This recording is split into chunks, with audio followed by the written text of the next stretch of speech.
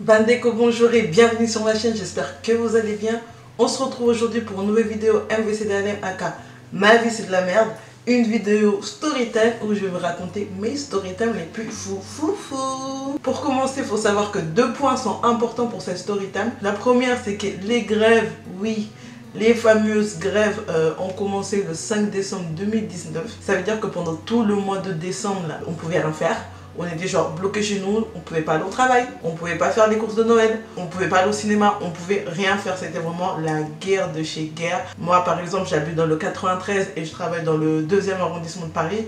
Je peux vous dire que c'était compliqué pour aller travailler. Surtout des journées où quand je commençais à 8h, où il fallait que je me réveille vers 5h pour aller prendre ça, et pour au final bien sûr arriver en retard, hein, parce que bien sûr ils disent qu'il y a des trains, le train il passe devant toi, tu vois le monde, je sais même pas si même ta fesse là, tu arrives à la faire rentrer, il n'y a rien du tout qui rentre. Heureusement comme je suis un peu skinny, j'arrivais à passer et tout. Mais franchement, c'était chaud. C'était des matinées tous les matins dans les trains, dans les bus. Si vous faites attention, c'est la deuxième fois que ça fait ça. Parce qu'en fait, l'année dernière, la même période, bah, c'était les gilets jaunes. Les gilets jaunes, gilets jaunes, gilets jaunes, et à la même période, bah, en fait, bah, Paris était aussi, on va dire, mort en fait. Il y avait personne qui traînait. En tout cas, au niveau des Champs-Élysées, il n'y avait personne qui traînait là-bas parce que c'était devenu grave dangereux.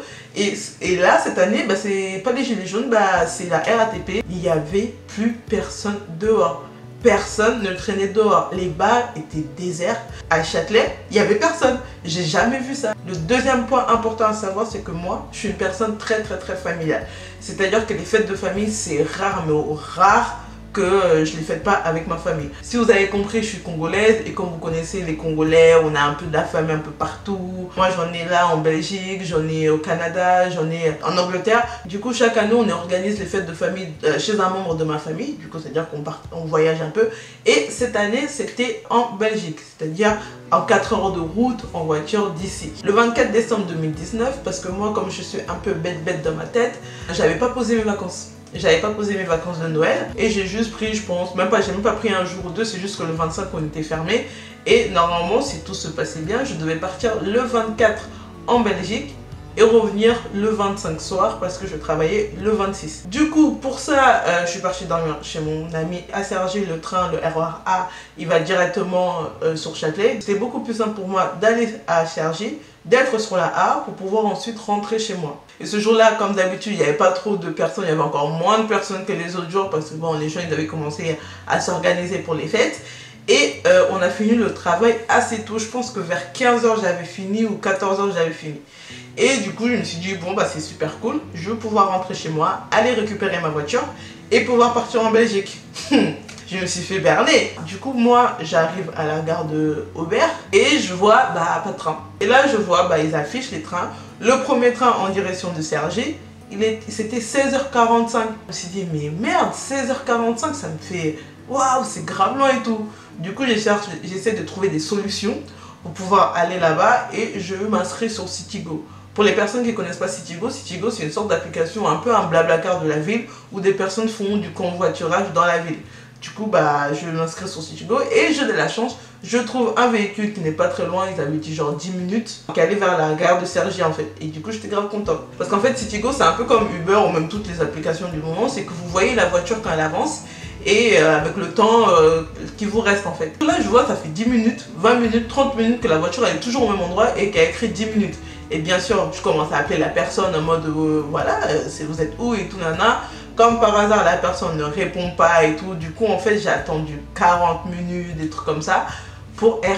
Je me dis, bah, maintenant que j'ai attendu mes 40 minutes, que je descende prendre le train. En fait, le moment où je descends, parce que bien sûr, moi, j'avais pas compris que pendant les périodes de grève, il fallait pas mettre de talons, des trucs comme ça. Moi, j'étais là en petit talon, tac, tac, tac, tac, tac. Je descends les escaliers en mode tac, tac, tac, tac, tac. J'entends pas et le train il part. Je regarde le prochain et le prochain était dans presque 1 heure. Je me suis dit je vais jamais arriver chez moi. Je vais jamais arriver chez moi. Là j'ai plus trop le choix. J'attends le train. 1 heure après je prends le train. Il avançait pas du tout. C'était pas il avançait un peu, il s'arrête. Il avance un peu, il s'arrête. Et pour les gens qui connaissent, entre Aubert et Cergy préfecture, il y a un pays entre les deux. Ça veut dire que je suis arrivée chez mon pote. Il était 19h, limite 20h. Et je me suis dit, c'est mort. C'est mort, je vais jamais partir. C'est mort, je vais jamais partir parce que déjà, un, j'étais énervée. Deux, je commençais grave à fatiguer parce qu'à faire des allers-retours, à monter des escaliers, à être serrée, à rester debout, j'étais genre grave fatiguée. Sachant que je m'étais ruinée à acheter les cadeaux là et tout, j'allais pas prendre le péage. J'allais pas du tout prendre le péage, c'est-à-dire que j'allais passer par les petites routes. Du coup, au lieu de faire 4 heures de route, j'allais peut-être faire 6 heures de route, ou je sais pas. Mais je me suis dit, c'est mort. Je vais genre jamais arriver à Liège. En plus, pour enfoncer encore plus le clou, je commençais à recevoir des messages de ma famille en mode « Ah, t'es déjà sur la route, dis-moi t'es vers où, préviens-nous quand t'arrives », des trucs comme ça et tout. Et moi, j'étais là en mode « J'ai même pas encore quitté la France, je suis même pas encore dans ma voiture, je suis encore dans les transports, je sais même pas de quoi vous me parlez et tout. » J'étais genre grave vénère. Et c'est pas ma tante qui commence à me dire « Non, mais c'est pas grave, au pire, fais une sieste. » et tout. Non, j'ai dit « Je veux pas faire de sieste, je me connais, si je fais une sieste, je vais me réveiller demain. » Les siestes, c'est 20 minutes. Moi, je fais 2 heures de sieste. Ça, pour moi, c'est faire une sieste. 2 heures, c'est pour moi faire une sieste. Les trucs de 20 minutes, là, 10 minutes, là, ça, c'est pas une sieste. Ça, c'est la préparation. Tu vois, pendant 20 minutes, 10 minutes, tu cogites et tout, nanana. Après, tu fais la sieste de 2 heures. C'est comme ça que moi, je fais les choses. Faut savoir que pour une personne comme moi, qui est très familiale, passer Noël toute seule, c'est vraiment la pire, mais vraiment la pire de choses. Je suis rentrée chez moi dans le 93 et je vous cache pas que dans la voiture, j'ai pleuré. Et j'ai commencé à pleurer parce que je me sentais grave seule, grave délaissée. Je suis rentrée chez moi, vous savez, j'ai fait quoi? J'ai mangé des chips. J'ai commencé à manger des chips. Et je commençais à pleurer, que je faisais ça. En fait, je crois que cette journée-là, j'arrêtais pas de me leurrer. Je me mentais à moi-même. Genre, j'étais vraiment convaincue que tout allait se passer comme moi j'avais prévu. C'était vraiment le pire Noël de toute ma vie. Plus jamais. Du coup, oui, la morale de cette histoire, c'est vraiment prévoyez vos vacances. Prévoyez vraiment vos vacances, surtout à cette période-là des fêtes de fin d'année, ou si vous êtes une personne vraiment familiale, prévoyez vos vacances. Donc voilà, on arrive à la fin de cette story time. J'espère qu'elle vous aura plu. N'hésitez pas à me laisser dans les commentaires vos story time à vous, où ça s'est mal déroulé durant les périodes de Noël. Donc n'hésitez pas à me suivre sur mon Instagram, à vous abonner à la chaîne, et on se retrouve à très bientôt pour une nouvelle vidéo. Bye. Bed wet, legs spread, big mess. Oh.